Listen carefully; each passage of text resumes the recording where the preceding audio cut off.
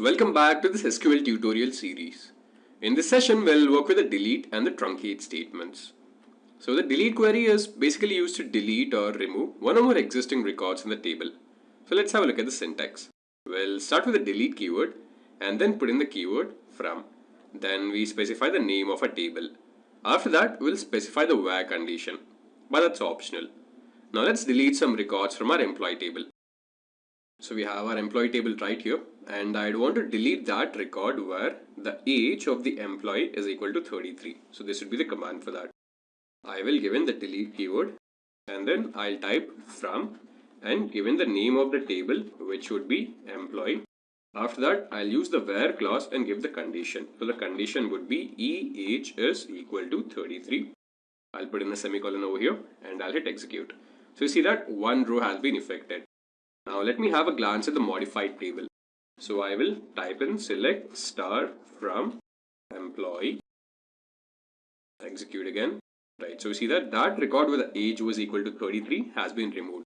So initially we had 6 records, now we only have 5 records in our table. Now similarly, I want to delete that record where the employee name is equal to Sam. So let me write the command for that. So I will give in the delete keyword first and then I'll give in the from keyword. After that, I'll give the name of the table, employee, then use the where clause and then give the condition. So this time the condition would be name is equal to Sam. Right, execute. Again, we have one row which has been affected. Select star from employee and let's see the modified table now. So see that another record has been deleted. And that record where the name was equal to Sam is the record which has been deleted. Then we have the truncate statement. So the truncate statement deletes all of the data inside the table. So here we'll give in the keywords truncate table and then give the name of the table. So let me go ahead and remove all of the records from this employee table using the truncate command. So I'll type truncate table and then I'll give in the name of the table, which is employee. Execute. So see that commands completed successfully.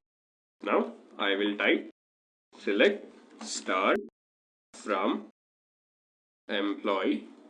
Now let's see what do we get. So we see that all of the records are empty. This is because the truncate table command basically removes all of the data from the table. And the specialty of the truncate command is even though it removes all of the records from the table, the structure of the table remains intact. So we see that the structure of this table over here, employee table, it is still intact. So this is how we can work with the delete and truncate statements. In the next session, we will learn about joins. So thanks for attending this session. Let's meet in the next class.